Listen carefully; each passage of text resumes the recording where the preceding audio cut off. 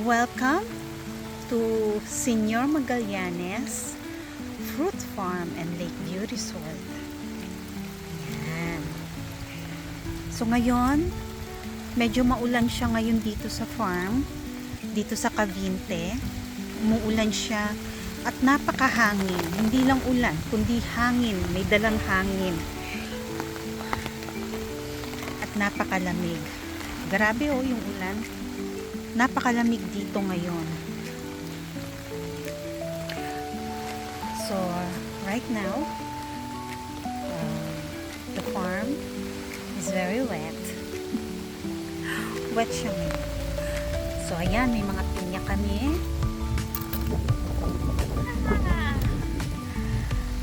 May mga pinya. Yan ang mga ano namin na pinya.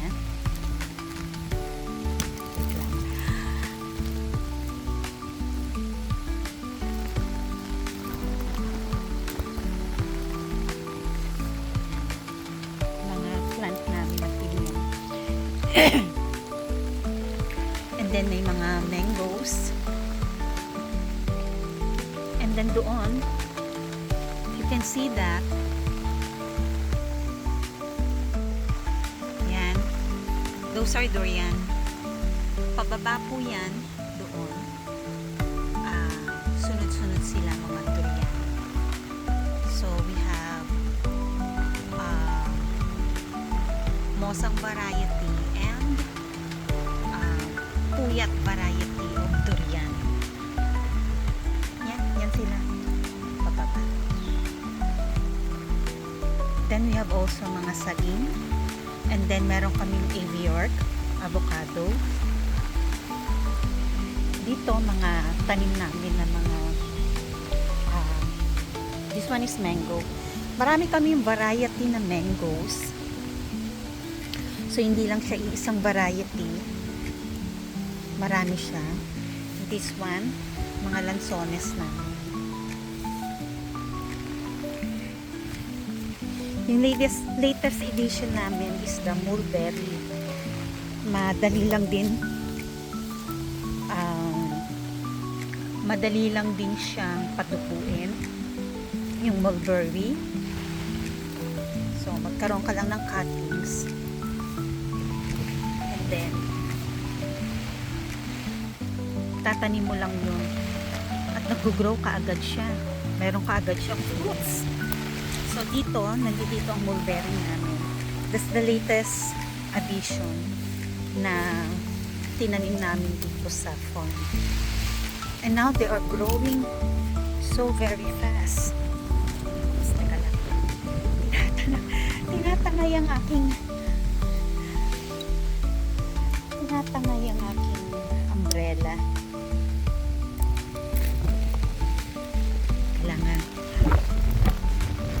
Napakahangin kasi sumuulan pa. Those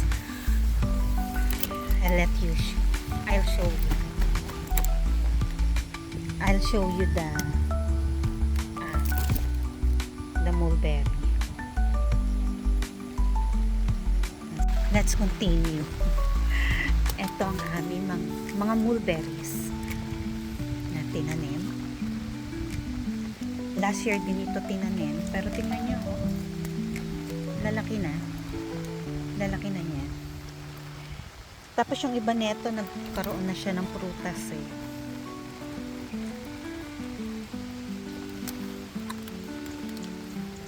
Yan. Yung iba may mga prutas. Oh, ang lalaki na niya. Madali lang tumubo ito, mga mulberries. So, ito yung prutas niya. Yan. Yung itim niyan ay hinog na. Yung red hindi pa. This is Illinois variety. Merong isa pa rin variety is Himalayan variety. This one is Illinois. So, in a few months, magkakaroon na yan ng mga cuttings. So, pag nagkaroon na siya ng cuttings, pwede na siya mag-produce ng cuttings. You know, if you want na magpatubo ng mulberry,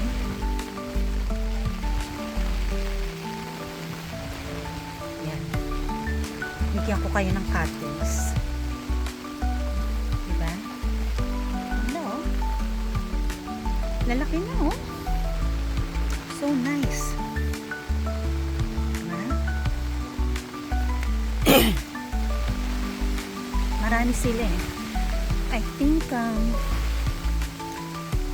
ilan ba yung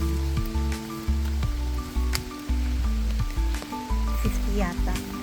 50 o 100 ang kinuha namin ng mulberry cuttings na pinalaki. No, lalaki na nila, oh.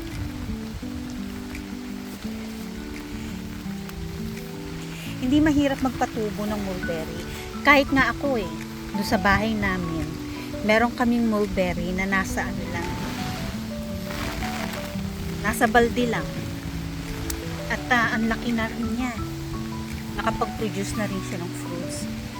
Pero maganda kasi yan pag malaki na. Kasi maraming magagandang health benefits ang mulberry. This one is Eviork. Diba? Ganda na. Malaki na rin. Marami sila dun eh. Ito yung sinasabi ko sa'yo na durian. Na isang hilera sila dyan.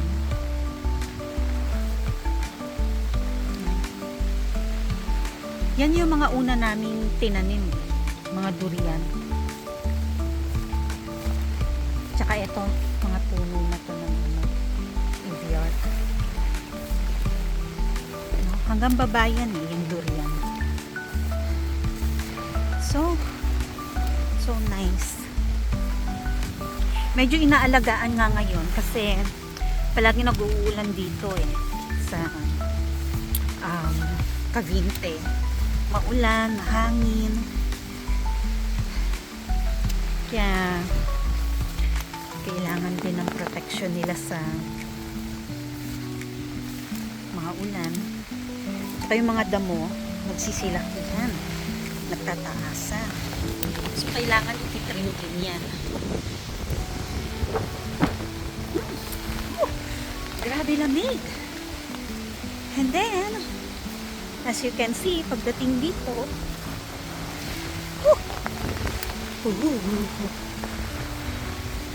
makikita na ninyo ang aming swimming pool sa gubat. Yes!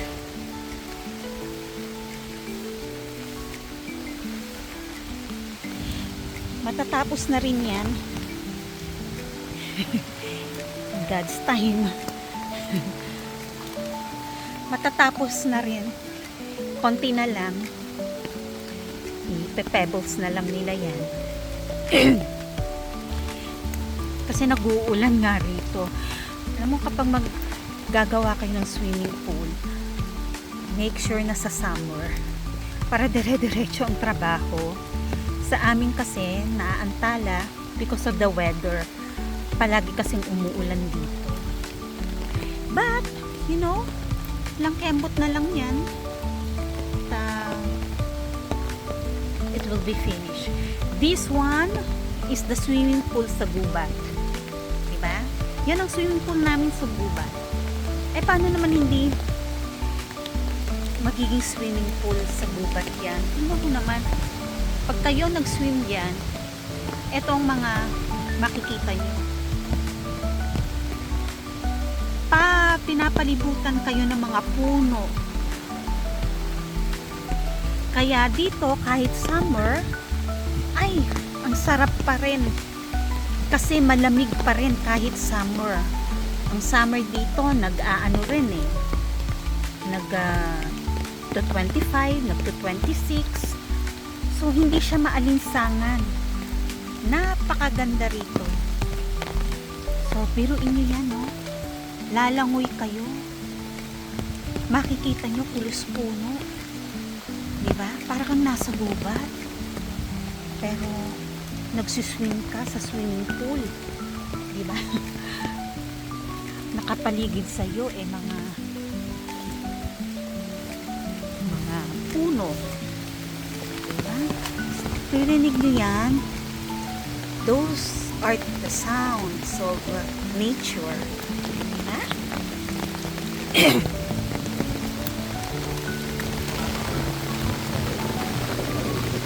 Yan.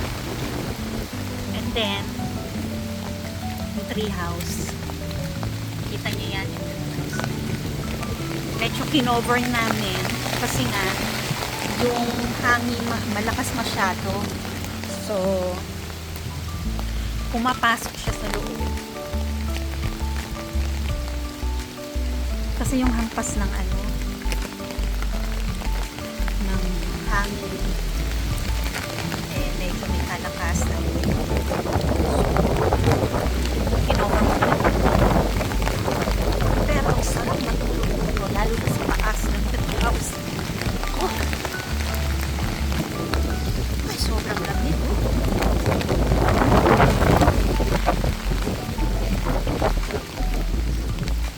Tingnan mo naman yan.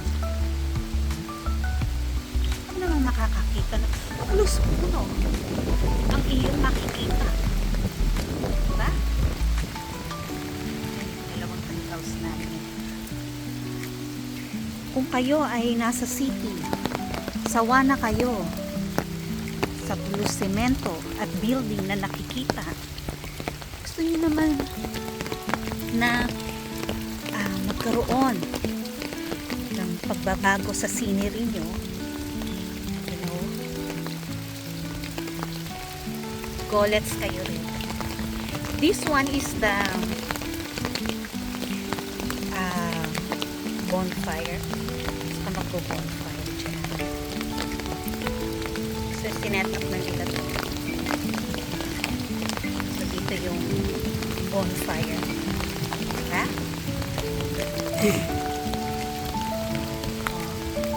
Ganda, oh. Ang ganda ng tree house. Super ganda. Yes. Napakaganda.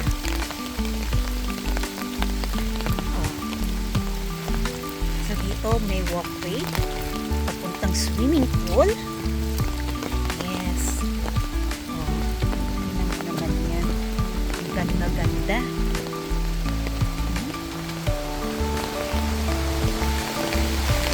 Oh, look at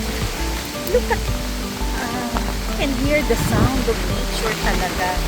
Woo! Woo! If you are the adventurous type, yes, eto ang sa inyo. Wow, look at that. Look at the swimming pool. So nice. So nice. Ooh, tingnan mo yan. Ganda. Ganda. So, we hope to see you here. Salamat po. Thank you sa mga nag-i-inquire and let us know kung gusto nyo rito. You are open or going to open on March. So, etong aming swimming pool, meron siyang kiddie, meron siyang for adults, and then we have also spa. No? Ang maganda lang dito sa aming swimming pool sa gubat is that this is a salted pool. Ibig sabihin, salt ang kanyang ilalagay dyan. Salt chlorinated pool ang tawag sa kanya. So, may halong therapeutic siya because it is composed of salt water. Diba? So, abangan nyo yan. Pagka nag-open na ang swimming pool sa gubat, May free use yan. Free use of the pool. May spa kami, yung nasa gitna. That's the spa. Then may kiddie pool din. So, abang-abang na lang po. And thank you sa mga nag-i-inquire na kahit hindi pa kami bukas, excited na kayong lahat. So, we hope to see you when we open. Thank you so much. And from here, sa swimming pool sa Gubat, and from our 3 houses, thank you. Dito na lang muna. So, paalam. Have a great day.